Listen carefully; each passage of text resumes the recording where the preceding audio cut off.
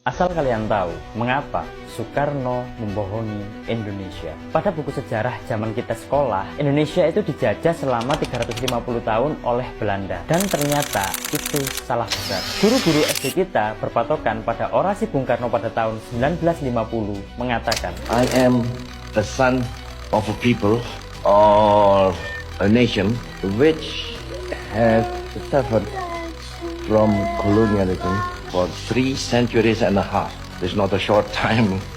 350 years about. Leluhur bangsa Indonesia itu hebat-hebat dibandingkan negara pecundang seperti Belanda. Belanda itu adalah negara terjajah di Eropa. Masa kita dipecundangi negara pecundang? Padahal Indonesia hanya dijajah selama 35 tahun. Kaget kan? Mari kita hitung. Tonton video ini sampai habis biar nggak salah paham. Oke, kita hitung mulai kedatangan Cornelis de Houtman pada tahun 1956 di Banten. Cornelis de Houtman ini adalah orang Belanda pertama yang menginjakkan kaki di Nusantara dan dihabisi oleh Laksamana Malahayati di Aceh 5 tahun kemudian. Tentu saja ini tidak bisa disebut sebagai penjajahan karena Cornelis de Houtman dihabisi oleh leluhur kita. Kasus kedua, kedatangan VOC 1602. Kongsi dagang Belanda yang didirikan oleh anggota Freemason ini menduduki Nusantara hampir 2 abad. Tapi mereka hanya menaklukkan 3 tempat, Banten, Makassar, dan Kerajaan Mataram, Yogyakarta. Tentu saja ini tidak bisa disebut sebagai penjajahan. VOC memang orang Belanda, tapi bukan di bawah pemerintahan Belanda. Setelah VOC bangkrut pada 1799, dikirimkanlah Herman Daendels. Daendels adalah orang Belanda Tulen, tapi dia itu mengabdi pada Perancis karena saat itu Belanda dijajah oleh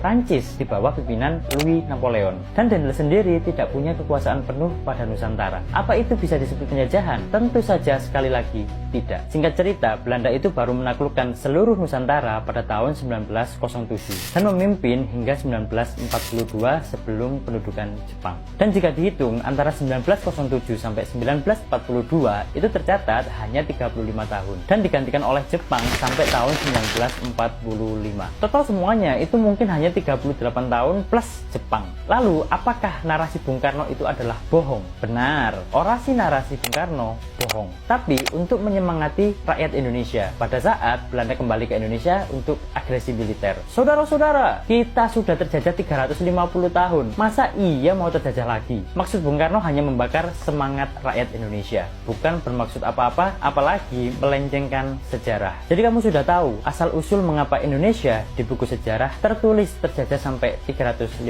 tahun.